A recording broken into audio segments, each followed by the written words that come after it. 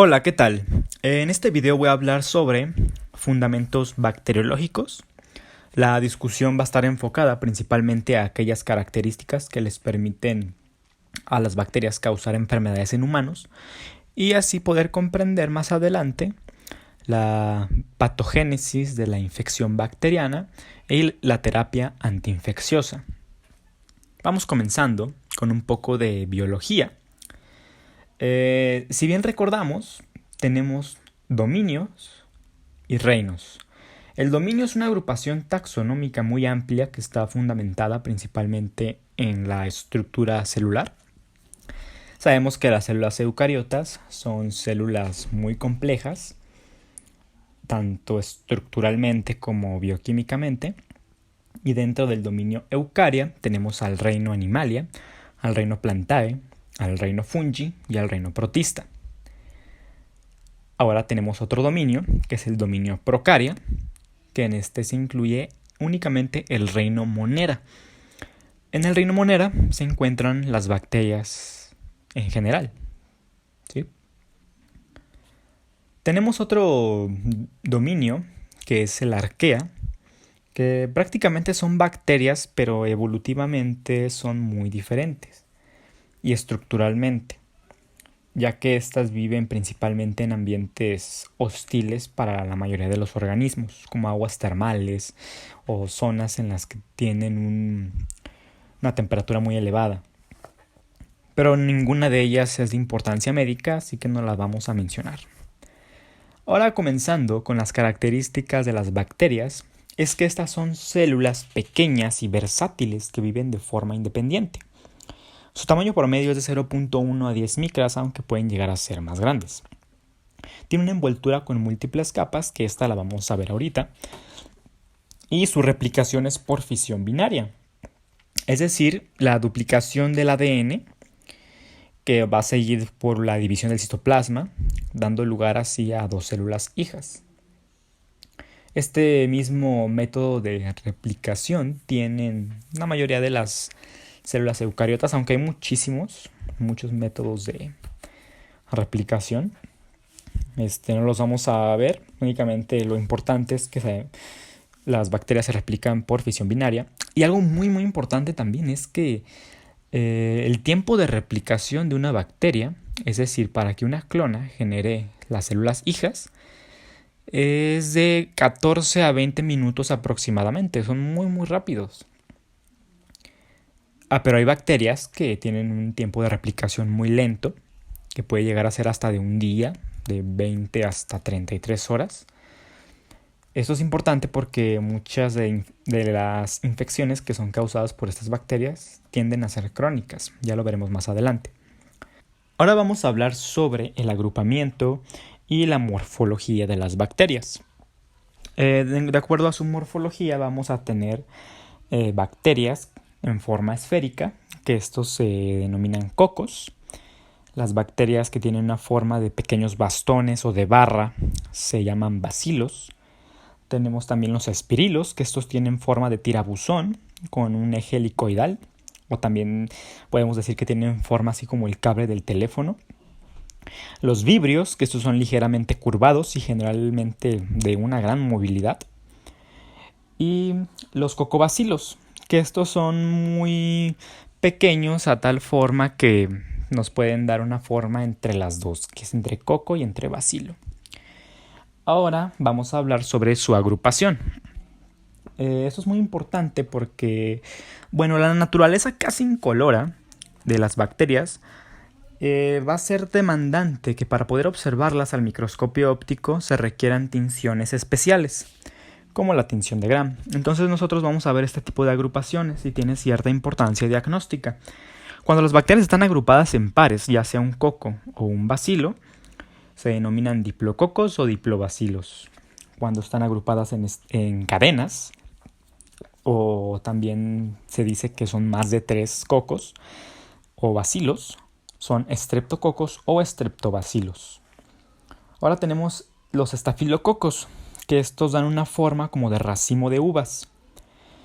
Y tenemos también una agrupación de 4 cocos, que se denomina tétradas, y una agrupación que da una forma cúbica que se denomina sarcinas. Dentro de los bacilos vamos a tener una agrupación en V y una en empalizadas, que esta es una agrupación en forma en cadenas pero agrupada, como se puede observar en la imagen.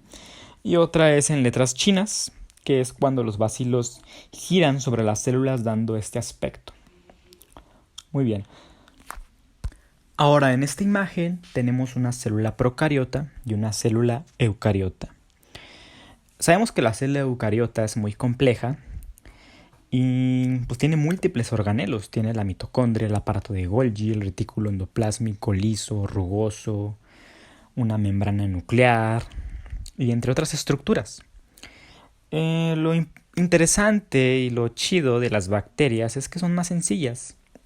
Son mucho más sencillas y tan solo el tamaño tan pequeño de la bacteria no es suficiente para acomodar la mitocondria, el núcleo, el aparato de Golgi, los lisosomas, el retículo endoplásmico. De hecho, una bacteria tiene un tamaño promedio al de una mitocondria en la célula eucariota. Entonces, lo chido es de que son muy sencillas y es muy importante conocer al menos las bases de la estructura de la célula procariota para así conocer ya después el mecanismo de acción de los diversos antibióticos que tenemos y dar un correcto tratamiento para una infección de acuerdo a su etiología bacteriana. Muy bien, estos temas los abordaremos en otros videos que haremos después. Entonces, como les mencioné, la bacteria está envuelta por múltiples capas. Tenemos a la cápsula. Ojo, no todas las bacterias tienen cápsula, solo unas cuantas la tienen y es importante como un mecanismo de virulencia. Tenemos a la pared celular, que este es un sello distintivo de las procariotas y va a proteger a la bacteria de alteraciones mecánicas y evita que estalle debido a la presión ejercida por el medio externo. Tiene un compuesto que se llama péptidoglucano, que únicamente, como menciono, es único de las bacterias. Ninguna otra célula la va a tener. Una membrana plasmática, que estructuralmente es similar al de todas las células. Tenemos el nucleoide o cuerpo nuclear, que este va a contener el genoma y un conjunto de enzimas que van a estar relacionadas a la síntesis de ácidos nucleicos. También otra estructura interesante y muy importante es el plásmido, que estas son moléculas de DNA de doble cadena circulares, por lo general tienen esta forma circular. Esto es muy importante porque muchas de estas moléculas van a codificar para mecanismos de virulencia o mecanismos de resistencia a los antimicrobianos. Ya que hablemos sobre la resistencia bacteriana, vamos a enfocarnos y mencionar este tema, que es muy interesante. Ahora mencionando las generalidades de la cápsula, como mencioné, no todas las bacterias tienen cápsula. Esta es una capa gruesa que está generalmente formada por polisacárido. Se dice que es material excretado de la alimentación de las bacterias y este le va a brindar protección del medio externo. Pero dentro de la medicina es muy importante porque estas van a tener una capacidad de resistencia ante el sistema inmunitario. Y no solo al sistema inmunitario, también a la difusión de los antibióticos y a la evasión de la fagocitosis. Ya que hablemos de la patogénesis de la infección bacteriana, lo veremos. Pero también la cápsula tiene funciones importantes en la medicina, que es la preparación de vacunas conjugadas. Y las principales bacterias encapsuladas que tenemos de importancia médica es el Streptococcus pneumoniae, el Haemophilus influenzae, la Klebsiella pneumoniae. Y muchas veces la cápsula puede llegar a ser incluso más grande que el propio diámetro de la célula. Muy bien. Ahora hablemos un poco de los flagelos. Estos son organelos de motilidad que se encuentran en una gran parte de las bacterias. De igual manera, no todas las bacterias lo tienen. Esto depende de sus características taxonómicas. Está compuesto por una proteína llamada flagelina y de diversas proteínas agrupadas, dando la forma como de un anillo, que éstas van a propulsar a las bacterias. Muy bien. Ahora pasemos a hablar sobre otras prolongaciones importantes en las bacterias, que son los pilis. Los pilis se encuentran distribuidos en todas las bacterias prácticamente, pero tenemos dos tipos, el pili común y el pili sexual. El pili común, su principal función va a ser de adhesina. La adhesina es un componente que le va a servir a la bacteria para la adhesión hacia superficies o incluso hacia la misma célula hospedadora. Prácticamente el pili común tiene esta función, que es la de adherencia. Pero tenemos otra estructura que se llama el pili sexual, que este sirve para el intercambio genético de muchas bacterias. E incluso es importante, aquí desempeña un papel el plásmido, los genes que ya habíamos comentado anteriormente. Este método se llama conjugación y es un método de adquisición para mecanismos de resistencia bacteriana o mecanismos de virulencia. Por ejemplo, si ese gen plásmido codifica para un mecanismo que evada los antibióticos o una capacidad de la bacteria para un atributo de virulencia, pues se la va a pasar. Por último, tenemos una estructura llamada endoespora o espora. Esta únicamente la van a generar ciertas bacterias, solo gram positivas. Ya en otro video vamos a hablar sobre gram positivos y gram negativos, que es una agrupación muy importante. Pero aquí lo que me importa es de que vean cómo sucede esto, las esporas. Son estructuras pequeñas, deshidratadas y metabólicamente activas que se generan en ambientes hostiles. Por ejemplo, una bacteria que se encuentra en un medio enriquecido, que es gram positiva y pertenece a algún género que genera esporas, el ambiente comienza a reducir el alimento, a lo mejor el pH comienza a ser poco apto para la vida de esta bacteria, pues va a generar esta estructura que es derivada de la misma pared celular y la va a ir generando poco a poco hasta generar propiamente la espora, que está compuesta por un material que se llama dipicolinato de calcio.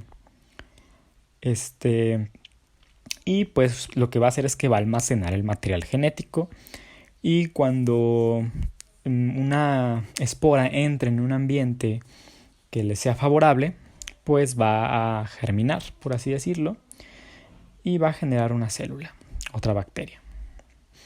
¿Sale? De las bacterias de importancia médica que generan esporas, tenemos el agente etiológico del carbunco, que también es conocido como anthrax. El agente es el Bacillus anthracis, una bacteria gram positiva. Y el agente etiológico del tétanos, que es el Clostridium tetani, su agente etiológico.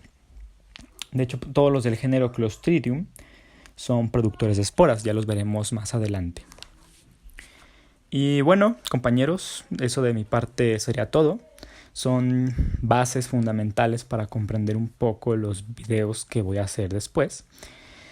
Y voy a estar trabajando en un video sobre la estructura bacteriana para ya pasar a lo que es los mecanismos de resistencia bacteriana y de virulencia, que los veremos en otros videos.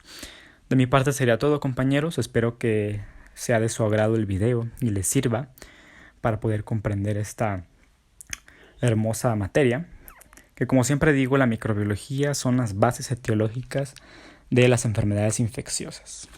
De mi parte sería todo, muchas gracias.